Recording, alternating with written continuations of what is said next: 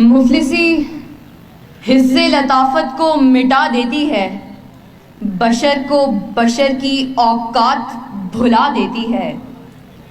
آؤ اس ماں کی زبانی بھی کوئی بات سنے، روز بچوں کو جو بھوکا ہی سلا دیتی ہے۔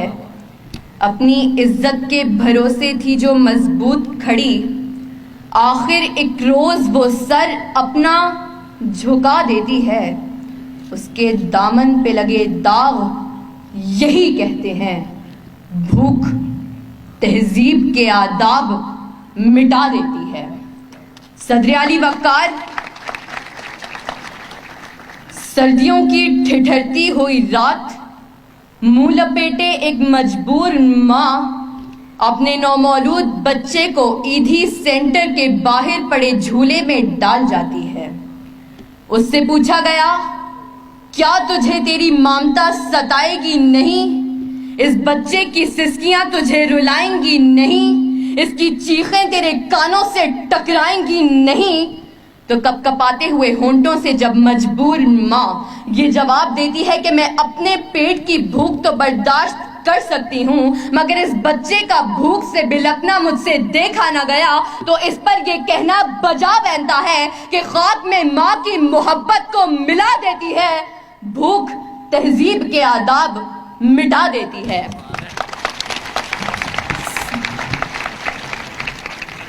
صدر علی وقار، آج اس معزز اور باوقار ایوان میں قائد ایوان نے جو قرارداد پیش کی کہ ہم معاشی نہیں اخلاقی بدحالی کا شکار ہیں، میں اس کی بھرپور مخالفت کرتی ہوں، کیونکہ جس اخلاقی بدحالی کا رونا وہ رو کر گئے، وہ اخلاقیات تو خود معاشیات کی محتاج ہیں۔ قریب ہے کہ مفلسی تمہیں کفر تک لے جائے، اخلاقیات معاشیات کی محتاج ہیں۔ آئیے دلائل سے بات کرتے ہیں۔ روٹی کے چند ٹکڑوں اور قابل گزارا دودھ کی قلت سے تھرپارکر میں دم توڑنے والے مجبور بچوں کا اصل مسئلہ اخلاقیات نہیں معاشیات ہے۔ اسی شہر لاہور میں غربت سے تنگ آ کر بشرا نامی خاتون اپنے 2 معصوم بچوں کے ساتھ چلتی ہوئی ٹرین سے ٹکرا جائے تو اس کا اصل مسئلہ اخلاقیات نہیں معاشیات ہے۔ زرد چہرہ،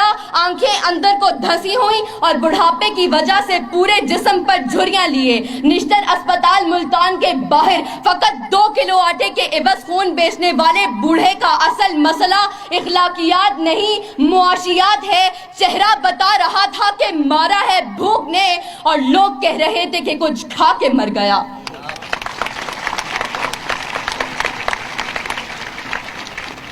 صدر علی وقار، تنگ دستی، بھوک اور ابتر معاشی حالات اعلیٰ اخلاقیات کی ضد ہیں۔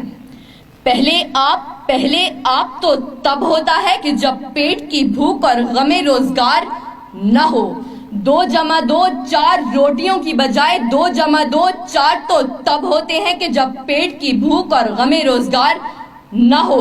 بیٹی کا 4 دیواری میں رہنا، خاندان کی عزت پر کٹ مرنا، یہ سب تو تب ہوتا ہے کہ جب پیٹ کی بھوک اور غم روزگار نہ ہو۔